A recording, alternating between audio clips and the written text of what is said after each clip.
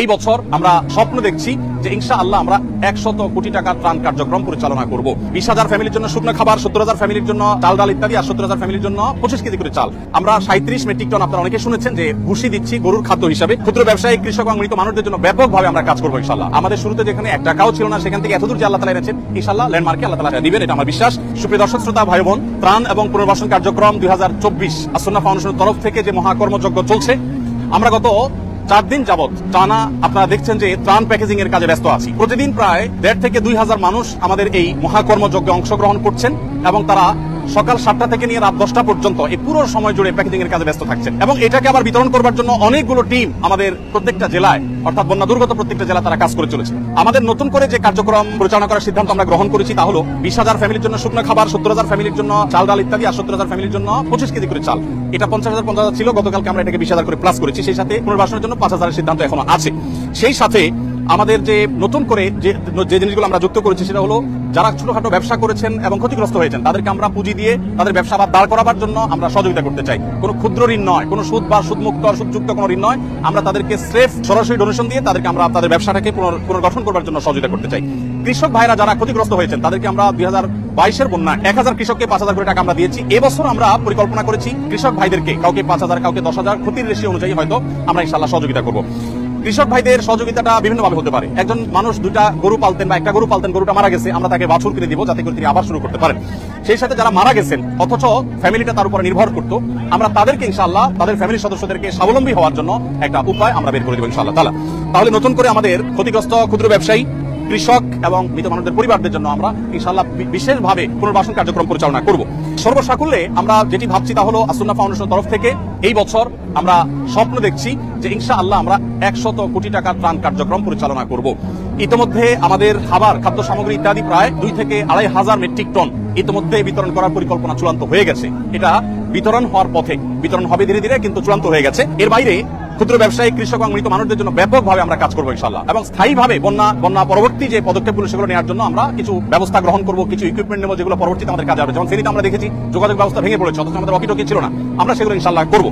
তো সর্বসাকুল্যে আমরা যেটি স্বপ্ন দেখছি তা হলো 100 কোটি টাকার ত্রাণ কার্যক্রম ইনশাআল্লাহ আসন্না ফাউন্ডেশন থেকে ইনশাআল্লাহ এবছর আমরা পরিচালনা করবো। ওলামা ইকরাম অনেকে এসেছেন আমাদেরকে কাজ করবার জন্য। উনি গত 3 দিন যাবত মাশাআল্লাহ ত্রাণ কাজে সহযোগিতা করছেন। সাইফুল্লাহ ভাই তো প্রথম দিন থেকে, শুক্রবার থেকে শুরু করেছেন, প্রতিদিন অসুস্থ শরীর নিয়ে তিনি আসছেন এবং সহায়তা করছেন আলহামদুলিল্লাহ। আমরা আপনাদেরকে জানিয়ে রাখতে চাই দর্শক, আমরা 37 মেট্রিক টন, আপনারা অনেকে শুনেছেন যে ভুসি দিচ্ছি গরুর খাদ্য হিসাবে, এবং স্যানিটারি ন্যাপকিন থেকে শুরু করে নিয়ে বাচ্চাদের জন্য প্রয়োজনীয় জিনিসপত্র দিচ্ছি, এবং নতুন করে আমরা বেশ কিছু কাপড় চোপড় দিচ্ছি।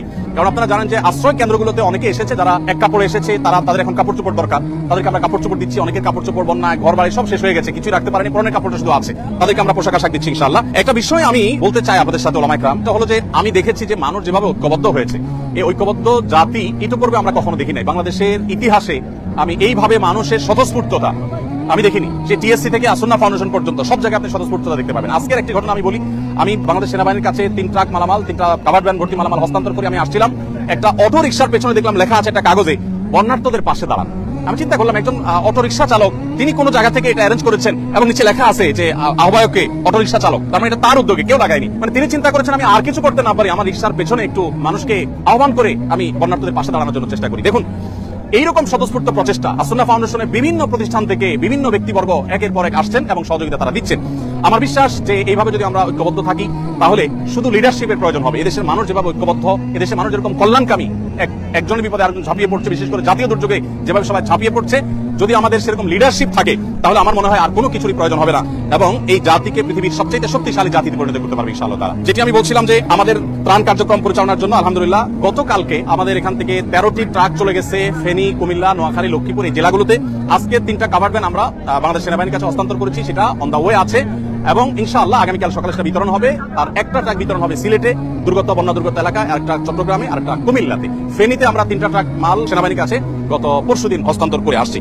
গতকালকে এবং পরশুদিন আমাদের যে সমস্ত কার্যক্রম চলেছে কুমিল্লা, চাঁদপুর, নোয়াখালী, লক্ষ্মীপুরে, আমি একটু সামারিটা আপনাদেরকে শোনাতে চাই। ফেনীতে আমাদের যে ত্রাণ কার্যক্রম গতকাল সারাদিন ধরে হয়েছে সেটা হলো 6,868টি পরিবারকে আমরা ত্রাণ পৌঁছেছি। তার মধ্যে দাগনভূঞা, সোনাগাজী, ফেনী সদর, ফুলগাজী এই থানাগুলো ছিল। আর নোয়াখালীতে 4,430 ত্রাণের প্যাকেট আমরা পৌঁছিয়েছি কবিরহাট, সেনবাগ, কোম্পানিগঞ্জ এবং বেগমগঞ্জে। সেই সাথে কুমিল্লাতে আমরা 4,920 প্যাকেট ত্রাণ বিতরণ করেছি লাঙ্গলকোট, 14 গ্রাম, বুড়িচং, কুমিল্লা সদর, লাকসাম এবং মনোহরগঞ্জে।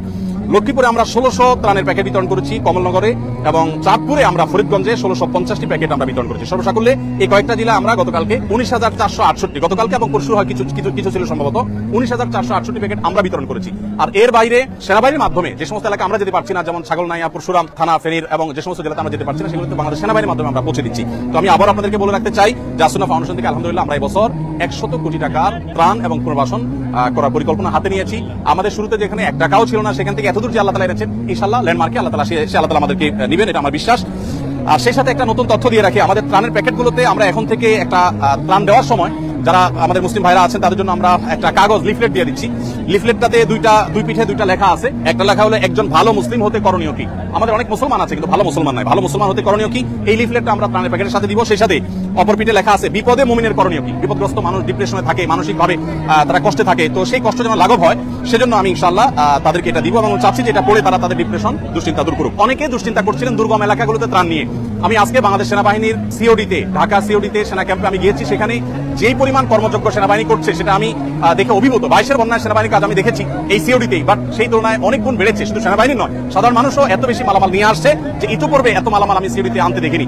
আমাদের ট্রাকগুলো দীর্ঘ সিরিয়াল ছিল, অনেকগুলো ট্রাক এবং লরি ছিল, সেগুলো একটা একটা করে পার হওয়ার পর আমাদের ট্রাকগুলো ঢুকলো। তার মানে ব্যাপকভাবে ত্রাণ কার্যক্রম পরিচালনা হচ্ছে, এবং সেনাবাহিনীর কাজই হলো দুর্গম জায়গা যাওয়া, আর আমরা যেখানে যেতে পারছি সেখানে যাচ্ছি।